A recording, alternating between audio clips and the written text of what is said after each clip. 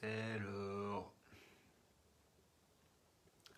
Bonjour à tous, bienvenue à Bible and Coffee ce matin. J'espère que vous avez bien dormi. Bon café à vous. Ça fait du bien, non? Un petit café pour se mettre en route. Yes, j'avais peut-être l'idée de faire... moi j'ai une tasse à café où c'est écrit une journée commence toujours par un café, quelque chose comme ça. Je vais mettre une journée commence toujours par un Bible and Coffee. Hein, ce serait pas mal. Hein? Bon, moi j'ai froid ce matin, mais ça va aller. Je suis content de vous voir en tout cas. Et on va retourner ce matin dans le prologue de Jean, donc de Jean chapitre 1.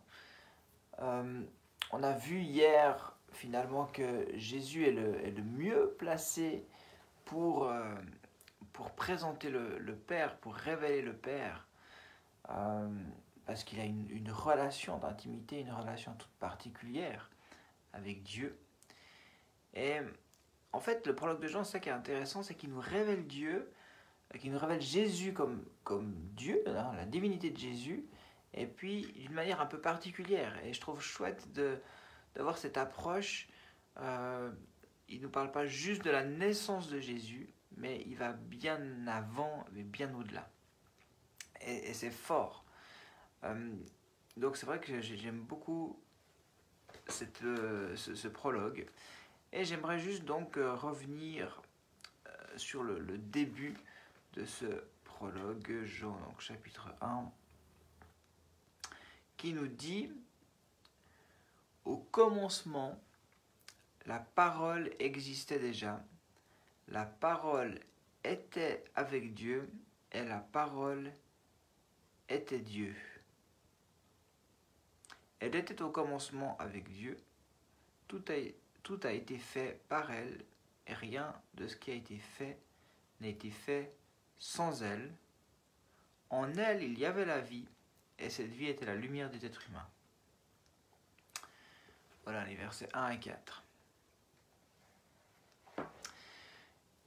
Moi, je réalise qu'en fait, il y a encore des personnes qui, des fois, quand ils fêtent Noël, ils voient Jésus, voilà la naissance de Jésus, et puis ils ne réalisent pas qui est Jésus, ou qui était Jésus avant ce moment-là. C'est vraiment la naissance de Jésus, quoi. Et puis avant Jésus, on ne sait pas trop. Et puis là, Jean, il nous montre, il nous dit, déjà il nous parle de ce rapport de Jésus et Dieu le Père. Et il nous présente ici Jésus comme la parole.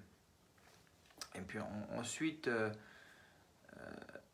j'ai pas relevé tout à fait le verset 14 va nous dire « Et la parole, elle s'est faite homme, elle a habité parmi nous, pleine de grâce et de vérité, et nous avons contemplé sa gloire, une gloire comme celle du Fils unique venu du Père. » Donc la parole s'est faite homme, la parole s'est incarnée.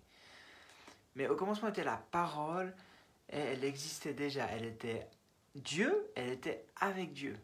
Donc on voit ce rapport, cette relation vraiment intéressante avec Dieu et la filiation de Dieu, Dieu le Fils. Et puis la réalité qu'il était là dès la fondation du monde. Jésus était là à la fondation du monde, avant même la fondation du monde. Et qu'est-ce qui était agissant à la fondation du monde? C'était la parole. Si vous prenez dans Genèse chapitre 1, Dieu dit, hein, le verset 3, Dieu dit qu'il y ait la lumière, et il y eut la lumière. Au verset 9, au verset 6 aussi, Dieu dit, au verset 9, Dieu dit, au verset 11, Dieu dit. En fait, c'est la parole créatrice. Et ce Dieu créateur par la parole, c'est Jésus. Jésus est la parole, est le logos de Dieu, est la parole de Dieu. Donc c'est pas rien, cette parole s'incarne. Hébreu aussi, dans Hébreu au chapitre 1, il est dit... Il est dit, après avoir autrefois, à de nombreuses reprises et de bien des manières, parlé à nos ancêtres par les prophètes, Dieu, dans ces jours qui sont les derniers, nous a parlé par le Fils. Il l'a établi héritier de toutes choses, et c'est par lui aussi qu'il a créé l'univers. Hébreux 1, verset 1 à 2. Le verset 3, le Fils est le reflet de sa gloire, est l'expression de sa personne. Il soutient tout par sa parole puissante. Encore quelques versets qui présentent Jésus. Donc, il nous parle par la parole de Dieu, c'est la parole incarnée par le Fils. C'est le Fils qui parle de Dieu. Le Fils présent et créateur avec Dieu. Donc voilà, moi ça m'ouvre, j'aime voir ça. C'est pas un petit bébé qui naît un jour comme ça, puis qui va commencer à faire des miracles et puis à parler du Père, de Dieu. Mais il était là, il était grand, il était Dieu, il est Dieu. Il était au commencement, il a créé toutes choses. Et c'est lui qui vient dans une forme humaine me parler. Waouh, ça change la vision des choses. Il y a aussi un psaume que j'aime beaucoup, c'est le psaume 33, où il est dit, je crois que c'est le verset 9, où il dit, de la part de Dieu, hein, il dit et la chose arrive. Donc on voit cette parole créatrice. C'est cette parole créatrice qu'il y a là en Jésus. Il dit et la chose arrive. Alors, donc la parole va s'incarner, la parole devient homme, et elle vient vraiment entrer dans notre existence. Et puis, ce verset nous dit aussi que la parole, je reviens à mon texte au verset 4, la parole est la vie. J'y reviens juste pour citer les choses correctement. Hein, en elle, il y avait la vie, et cette vie était la lumière des êtres humains. Donc Jésus, la parole, s'incarne, et c'est une parole qui apporte la vie éternelle. Elle est porteuse de vie, c'est la parole de vie. C'est la parole avec la force de la vie.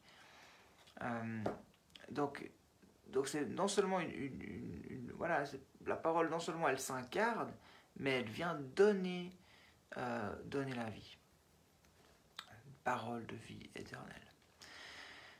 Donc je ne sais pas comment vous voyez ça, qu'est-ce que ça vous fait de penser à cela, mais voilà, pour moi c'est juste une grandeur extraordinaire. C'est pas un jour Dieu comme qui s'est un peu détaché de lui-même, hein, qui a donné un bout de lui-même, puis dit voilà, on va dans le monde, et puis c'est Jésus. Non, ils étaient déjà dans cette relation intime de trinitaire. Dès la création, Jésus était agissant, pleinement Dieu, et c'était la parole déjà agissante de Dieu qui est venue s'incarner, parole de vie. Alors j'aimerais vous encourager ce matin peut-être à relire encore ça, à laisser un peu les choses travailler votre cœur, mais disons que la divinité de Dieu, hein, de Jésus est Dieu, Jésus fils de Dieu, mais Jésus est Dieu. Tout ça nous chamboule un tout petit peu quand on y regarde de plus près. Donc je vous encourage à vous laisser toucher avec ça. En tout cas, ce qui est certain, c'est que pour cette nouvelle journée, j'aimerais encore vous dire qu'il est celui qui a les paroles de la vie. Il est la parole de vie pour nous. Et il veut encore nous parler aujourd'hui. Ça, c'est la bonne nouvelle. Je vous encourage à le laisser vraiment vous toucher, qu'il puisse venir transformer nos cœurs. Ça va ? Je prie avec vous pour terminer ce petit moment. Merci beaucoup d'être là. Ça me fait vraiment très très très plaisir d'avancer avec vous.